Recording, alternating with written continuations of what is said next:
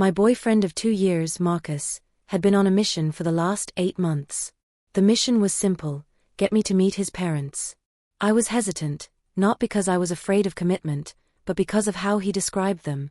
They sounded intimidating, old-fashioned, and deeply controlling of his life. Marcus, however, was relentless. He insisted it was the most important next step in our relationship. Finally, I agreed. The big dinner was scheduled for last Saturday night. I had no idea I wasn't walking into a dinner. I was walking into an ambush. Before I continue, I need to explain something about myself that is crucial to this story. My last name is Thompson. I look for all intents and purposes like a typical American woman. But my father, who died in a car accident when I was 15, was from Munich, Germany. He moved to the United States in his 20s to work as an engineer at Boeing. For my entire childhood, German was the language of our home. It was the language he used to read me bedtime stories, to explain complex math problems, to say, "Ich liebe dich." After he died, speaking German became painful. It was a private language filled with memories of him. I packed it away in a quiet corner of my heart and rarely used it. Marcus knew my father had passed away, but he never dug any deeper. He's not one for details unless they directly concern him. He just knew my mom was American and assumed my dad was too. In 2 years, he never once asked about my father's heritage. The fact that I was fluent in perfect Bavarian German was a secret I never intentionally kept, but one he was never curious enough to discover. We arrived at his parents' house in Westchester last Saturday night. They were exactly as he had described, polite on the surface, but with cold, calculating eyes. His father, Mr. Hoffman, gave me a weak handshake. His mother, Mrs. Hoffman, offered a tight-lipped smile that never reached her eyes. We sat down in their formal dining room, complete with crystal glasses and china that probably cost more than my monthly rent. And then the performance began. Marcus immediately started speaking rapid-fire German with his parents. He turned to me with his charming smile, the one that had fooled me for 2 years. "We're just catching up," he said smoothly. "We'll switch to English in a minute. I promise." The switch never came. For the next 2.5 hours, I sat at that mahogany dinner table and listened to the man I loved systematically destroy my character in a language he thought was his secret weapon. I smiled politely. I nodded when they looked at me. I complimented the pot roast and passed the mashed potatoes. And I understood every single venomous word. It started with my career. I'm a graphic designer at a boutique marketing agency, and I love what I do. But to Marcus and his parents, speaking in German, I was apparently a complete disappointment. "She's fine at her little art job," he said with a dismissive wave. "But she has no real ambition. No drive for success. She's content making her small salary while I'm the one with the real career prospects. I have to cover most of our expensive dates and weekend trips." This was a staggering lie. While Marcus worked as a junior analyst at his father's investment firm, a job handed to him on a silver platter, I had worked my way up from intern to senior designer. I make nearly as much as he does, and I've paid for half of everything we've ever done together, including the weekend getaway to Napa Valley just last month. Then they moved on to my personality and background. "She's sweet enough," Marcus said with a theatrical sigh, cutting into his beef. "But she's got no sophistication. No class. She grew up in some middle-class suburb in Ohio and thinks Olive Garden is fine dining. She has no appreciation for culture, for travel, for the finer things in life. Sometimes I wonder if she's holding me back." I had literally just returned from a solo trip to the Metropolitan Museum of Art the previous weekend, where I spent 4 hours studying Renaissance paintings. The irony was suffocating. Marcus, meanwhile, thought culture meant ordering the most expensive wine on the menu without knowing anything about it. But the worst was yet to come. Mrs. Hoffman, dabbing her mouth with a linen napkin, asked the question I could see coming from miles away: "Are you too serious, Marcus? Is this leading somewhere permanent?" Marcus laughed, a sound that now made my stomach turn. "Oh, I want to get married eventually," he said in German, glancing at me with fake affection. "But she's the one who's not ready. She's terrified of commitment. I bring up our future, and she changes the subject. I think she's just too immature to handle a serious relationship with someone from our kind of family." In my purse, wrapped carefully in tissue paper, was the antique sapphire ring that had belonged to my grandmother, the ring I was planning to show him next week when I brought up the idea of us moving in together.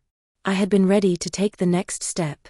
I had been planning our future while he was busy dismantling my character over schnitzel and spatzel. The conversation continued like this throughout the evening. They dissected my education, my family, my dreams, and my worth, all while I sat there, a smiling guest at my own public execution. The worst part was Marcus's casual cruelty, the way he would reach over to squeeze my hand affectionately, while simultaneously telling his parents I was an unsophisticated burden he was graciously tolerating. As dessert was being served, an elaborate Black Forest cake that Mrs. Hoffman made sure to mention was a real German recipe, not some American approximation, Marcus delivered what he thought was the killing blow. His father leaned back in his chair and asked, "Are you sure about her, son? She seems simple."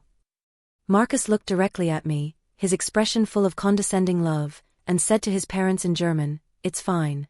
She's too stupid to even know we're talking about her. Look at her just smiling like a clueless little girl who's happy to be included." That was it. The grief, the rage, the humiliation, it all crystallized into a single point of ice-cold determination. I was not going to cause a scene. I was not going to cry. I was going to wait for the perfect moment, and I was going to burn his entire world to the ground with nothing but the truth. The moment came as we were getting ready to leave. Mrs. Hoffman, clearly feeling obligated to be polite, turned to me and spoke in slow, deliberate English, as if addressing a child. "It was very nice to meet you, Vera," she said with fake warmth. I smiled sweetly. I turned to her, making full eye contact, and the language of my father, the language Marcus had used as a weapon against me, came flowing out of me as naturally as breathing. "Es war mir ein großes Vergnügen, Sie kennenzulernen, Frau Hoffmann," I said in perfect, unaccented German. "The pleasure was all mine, Mrs. Hoffmann." I then turned to his father. "UNDC, Herr Hoffmann, sind ein wunderbarer Gastgeber. Das Abendessen war kostlich. Vielen Dank für Ihr herzliche Gastfreundschaft. And you, Mr. Hoffmann, are a wonderful host. The dinner was delicious. Thank you so much for your warm hospitality." The effect was instantaneous and devastating. Mrs. Hoffman's wine glass slipped from her fingers, red wine spreading across the white tablecloth like blood. Mr. Hoffman's mouth fell open, his eyes wide with shock and dawning comprehension. And Marcus turned a color I didn't know was humanly possible. A sickly gray-green, like he was about to vomit all over his mother's Persian rug. But I wasn't finished. Not even close. I kept my warm, gracious smile fixed on my face and turned back to his parents. Still speaking in fluent German, I said, "And Marcus, I just want to thank you as well. This evening has been incredibly enlightening. There are just a few small things I'd like to clarify while we're all here together." The silence in the Hoffman dining room was deafening. It was the kind of silence that comes right before a bomb explodes, heavy and suffocating. Marcus was frozen in his chair, his face a mask of pure terror. He looked like a poker player who had just realized he'd been playing against a card shark while thinking he was hustling amateurs. I maintained my pleasant demeanor, as if I were simply making polite conversation before heading home. Addressing his parents directly in the clear, formal German my father had taught me at our kitchen table 20 years ago, I began my systematic destruction of Marcus's carefully constructed lies. "First," I said, my voice steady and conversational, "Marcus seems to have some confusion about my career and our financial arrangement. I want to put your minds at ease about my professional situation," I continued in flawless German, reaching into my purse.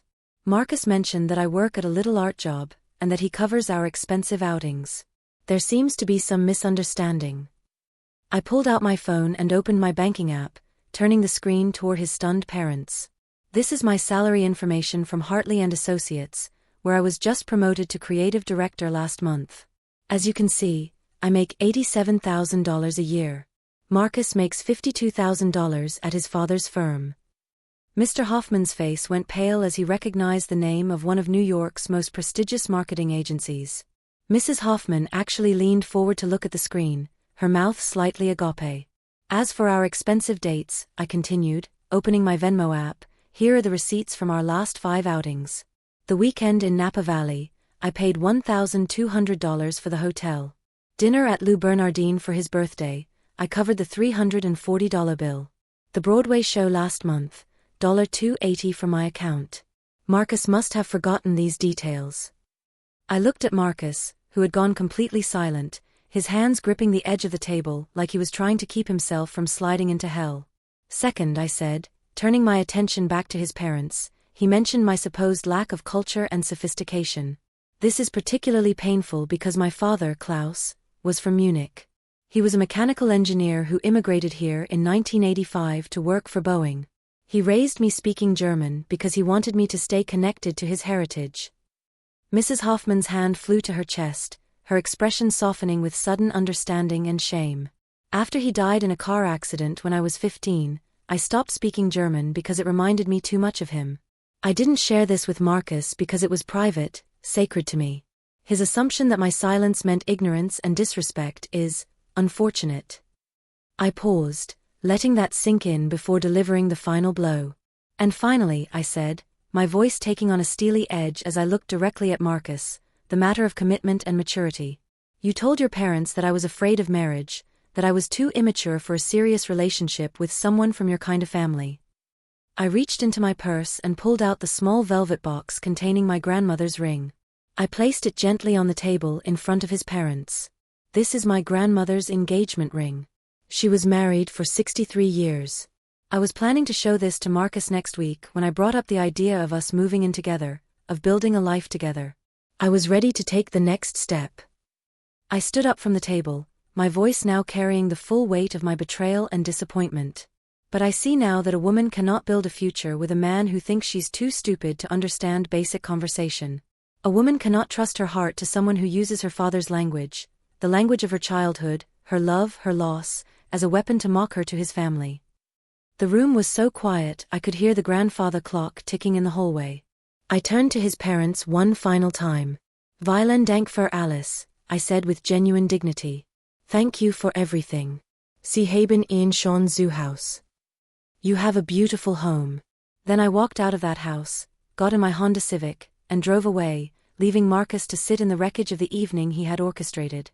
The drive back to my apartment in Brooklyn was the longest 45 minutes of my life. Marcus eventually came stumbling out of the house and got into his BMW, but we drove separately. The silence between us in our respective cars was louder than any argument we'd ever had. When we got to my apartment, the dam finally burst. He exploded the moment we walked through the door. He accused me of deceiving him, of tricking him, of setting him up for humiliation. You knew the whole time, he shouted, his face red with rage and embarrassment. You sat there and let me talk. You did this to embarrass me in front of my parents. No, Marcus, I said, my voice tired but steady. I didn't do anything except exist at that dinner table. You did the rest. You humiliated yourself with your own words, your own lies, your own cruelty. The only thing I did was understand them. He started crying then, actual tears, begging me to forgive him, saying he didn't mean it, that he was just trying to manage his parents' expectations by downplaying our relationship. The excuses were as pathetic as they were transparent. There's no coming back from this, I told him firmly. You didn't just lie about me to your parents. You revealed who you really think I am, what you really think of me. And you used my father's memory, his language, as the backdrop for your little performance. That is unforgivable. I walked to my closet and pulled out the suitcase I'd bought for our never-happening future trips together. This is my apartment, Marcus. My name is on the lease. I want you to pack your things. I want you out of here by tomorrow night. He stared at me, his face crumbling as the finality of my words hit him. He hadn't just lost an argument. He had lost everything. Vera, please. Get out, I said quietly. Just get out. The next day was a grim logistical nightmare. Marcus moved through my apartment like a ghost, packing his life into garbage bags and cardboard boxes. The atmosphere was thick with his resentful self-pity and my own exhausted relief. There were a few more attempts at tearful apologies, but they rang hollow. He wasn't sorry for what he'd done. He was sorry he'd been caught. True to my word, he was gone by Sunday evening. I helped him carry the last box to his car, not out of kindness, but because I wanted to make sure he was really leaving. We didn't say goodbye. I just closed the door, went back inside my apartment, and felt the profound peace that comes with removing toxic people from your life. I thought that would be the end of it. I was wrong. The real fallout was just beginning. 3 days after Marcus left, I got a phone call from an unknown number. I answered cautiously, expecting a telemarketer or a wrong number. Instead, I heard a heavily accented voice that I recognized immediately. Vera? This is Heinrich Hoffmann, Marcus's father. I am calling to apologize. I was genuinely surprised. You have nothing to apologize for, Mr. Hoffmann. No, he insisted, his voice heavy with shame. I do. I apologize for my son's behavior in my home. I apologize for the things he said and for the fact that we, his parents, sat there and allowed it to happen. There is no excuse. We raised our son to be better than that, and that night we saw that we have failed. He paused, and I could hear him struggling with his emotions. What he did to you, and to the memory of your father, was shameful. Your father sounds like he was a good man, an honorable man. Marcus dishonored both of you. He told me they'd had a long, difficult conversation with Marcus after I left. When confronted with the truth, Marcus had completely broken down and admitted to everything. He told me that he and his wife were deeply disappointed and ashamed. I want you to know, he concluded, that we do not support what our son did. You are a woman of character and intelligence, and I am sorry that our family caused you such pain. I was genuinely moved. Thank you, Heinrich, I said, using his first name. That means more to me than you know. This phone call was the first sign that Marcus's support system wasn't as solid as he believed. He had always counted on his parents to back him up no matter what. But his lies had been so blatant, his disrespect so profound, that he had managed to alienate his own biggest supporters. Meanwhile, Marcus was desperately trying to control the narrative with our mutual friends.